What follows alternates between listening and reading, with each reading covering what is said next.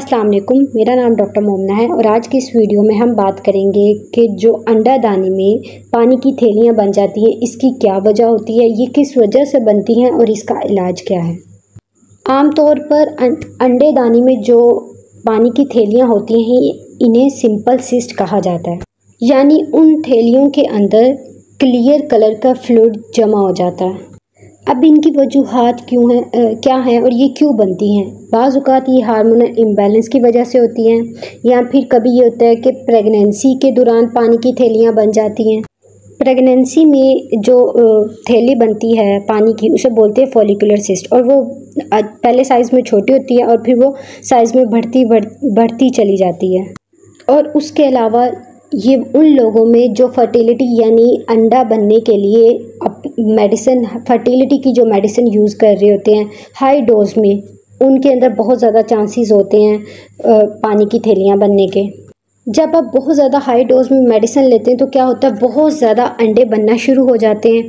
फिर उसके बाद क्या होते हैं, वो सारे मिलकर इकट्ठे होते हैं जब, तो उनके अंदर एक फ्लूइड इकट्ठा होना शुरू हो जाता है। फिर वो सारे मिलकर क्या करते हैं, एक सिस्ट बना देते हैं। अब हम बात करते हैं कि ये जो क्लियर कलर के फ्लूइड वाली सिस्ट बन जाती हैं, थैलियाँ बन जाती हैं, इसकी क्या कॉम्प्लिकेशन हो सकती है, ये क्या आपको नुकसान पहुँचाती हैं आगे जाकर। अच्छा, सबसे पहले मैं आपको ये बात बता दूं कि ये जो सिंपल सिस्ट होती है ना, इसके अंदर आपको परेशान होने की ज़रूरत नहीं है, क्योंकि सिंपल सिस्ट के अंदर कैंसर होने का या जड़ों वाली रसोली बनने का जो चांस होता है वो बहुत ही मिनिमम, बहुत ही कम होता है, ना होने के बराबर होता है। और अक्सर औक़ात ये बग़ैर किसी इलाज के, बग़ैर किसी ट्रीटमेंट के खुद ब खुद ठीक हो जाती है। आपको इन सिस्ट में, सिंपल सिस्ट में ट्रीटमेंट की ज़रूरत कब पड़ती है? तब पड़ती है जब आप अल्ट्रासाउंड करवाते हैं और उसमें उसका साइज़ 5 सेंटीमीटर से ज़्यादा आता है। तो उस सूरत में आपका डॉक्टर आपको कुछ मेडिसिन देता है, जिससे क्या होता है, ये जो रसोली होती है इसकी जो वॉल होती है वो थिन होती है और उसका जो फ्लूइड होता है वो निकलना शुरू होता है, फ्लूइड एब्जॉर्ब होना शुरू होता है, और इससे क्या होता है, उसका साइज़ कम होता और फिर वो तकरीबन पूरी ख़त्म हो जाती हैं। उसके अलावा आप कोई ऐसी मेडिसिन जो फर्टिलिटी के लिए मेडिसिन, अंडा बनने के लिए मेडिसिन खा रहे हैं और हाई डोज में खा रहे हैं अपने डॉक्टर को बिना बताए, या डॉक्टर से पूछे बिना, डॉक्टर ने आपको कुछ डोज में बताया और आप अपनी मर्ज़ी से कुछ और डोज में, ज़्यादा डोज में ले रही हैं, तो उसको बंद कर दें। कोई भी मेडिसिन अगर आप ले रहे हैं तो अपने डॉक्टर के मशवरे के बिना नहीं खाएं, वरना ये आपको नुकसान देती हैं। अगर ये सिस्ट का जो साइज़ है 8 सेंटीमीटर से ऊपर चला जाता है तो फिर डॉक्टर आपको जो ट्रीटमेंट एडवाइस करते हैं उससे बोलते हैं अल्ट्रासाउंड गाइडेड एस्पायरेशन।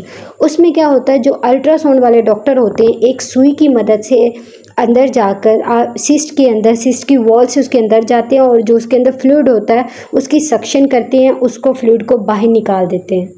और जब फ्लूइड को बाहर निकाल लिया जाता है उसके बाद इसमें अल्कोहल डाला जाता है। ये फाइब्रोटिक एजेंट होता है। ये क्या करता है कि उसमें फाइब्रोसिस करवा देता है। उसके बाद क्या होता है, फाइब्रोसिस होने का फ़ायदा ये है कि उसके बाद थैलियाँ बनने के चांसेस नहीं होते, मतलब थैलियाँ दोबारा नहीं बनती।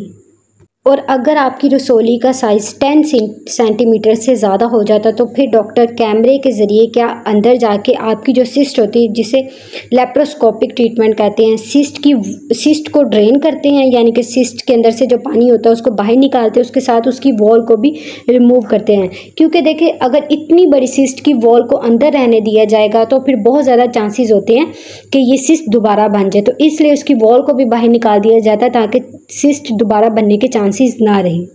अब ऐसी कौन सी प्रिकॉशंस हैं, यानी ऐसी कौन सी एहतियात हैं जिनको अपनाने से हमारे अंदर सिस्ट होने के इम्कानात कम हो, बल्कि सिस्ट होने के इम्कानात ना हो। सबसे पहली चीज़ ये है कि आप सेल्फ मेडिकेशन ना करें, और अगर आपके अंदर सिस्ट है तो आप सबसे पहले अपने डॉक्टर को ज़रूर दिखाएं, और फिर डॉक्टर आपका अल्ट्रासाउंड करेगा और सिस्ट के साइज़ के अकॉर्डिंग आपको ट्रीटमेंट ऑप्शन बताएगा। अगर तो आपको मेडिसिन देने की ज़रूरत है तो वो आपको मेडिसिन देंगे, अगर वो खुद ब खुद ठीक हो जाती है तो वो उसके बारे में भी आपको गाइड करेंगे। अब कुछ लोगों में ये हो सकता है कि उनकी सिस्ट के अंदर पस भी इकट्ठी हुई हो सकती है, तो फिर डॉक्टर आपको एंटीबायोटिक भी देते हैं उसके इलाज के लिए। ये बेसिकली इन्फेक्शन की वजह से होती है, जो पस बनी होती है ना अंदर इकट्ठी हुई होती है, वो इन्फेक्शन की वजह से होती है। तो उसमें क्या होता है, डॉक्टर आपकी प्रॉपर हिस्ट्री, आपका प्रॉपर मुआयना करते हैं, आपका अल्ट्रासाउंड करवाते हैं, फिर उसके बाद वो आपको एंटीबायोटिक्स और कुछ मेडिसिन देते हैं। और अगर आप उन मेडिसिन का प्रॉपर कोर्स तकरीबन 1 या 2 माह तक खानी होती हैं, पूरा करते हैं, उस कोर्स को कंप्लीट करते हैं, तो उससे क्या होता है कि इंशाल्लाह जो आपकी थैलियाँ हैं वो कम्प्लीटली तौर पे डिसअपीयर हो जाती हैं, मतलब वो कम्प्लीटली तौर पे ख़त्म हो जाती हैं। लिहाजा अगर आपको थैलियों का मसला है, पानी की थैलियों यानी सिंपल सिस्ट का मसला है, तो इसमें परेशान होने की बिल्कुल भी ज़रूरत नहीं है। मोस्टली ये सिस्ट खुद ब खुद ही डिसअपीयर हो जाती है, खुद ब खुद ही ख़त्म हो जाती है, आपको मेडिसिन की भी ज़रूरत नहीं पड़ती। बाज़ औक़ात ऐसा होता है उसके साइज़ के अकॉर्डिंग आपको मेडिसिन खानी पड़ सकती हैं, या फिर क्या होता है कुछ का अगर साइज़ बहुत ज़्यादा होता है तो फिर अल्ट्रासाउंड गाइडेड एस्पायरेशन की जाती है। अल्ट्रासाउंड के ज़रिए सुई डाल के उसको निकाला जा सकता है। हर दफ़ा ज़रूरी नहीं है कि आपको ऑपरेशन का ही कहा जाए, क्योंकि जो अनमैरिड बच्चियां होती हैं उनमें ऑपरेशन का तो बिल्कुल भी नहीं कहा जाता, इससे अवॉइड किया जाता है। क्योंकि अगर शादी से पहले उनकी बच्चादानी का कोई भी ऑपरेट हुआ हो तो बाद में उनको शादी के बाद उनको बहुत ज़्यादा कॉम्प्लिकेशन, बहुत सी मुश्किलात का सामना करना पड़ सकता है। अगर आपको पानी की थैलियों से रिलेटेड कोई भी क्वेश्चन है तो आप मुझसे कमेंट सेक्शन में पूछ सकते हैं। ये थी हमारी आज की वीडियो, मिलते हैं नेक्स्ट वीडियो में, तब तक के लिए अल्लाह हाफ़िज़।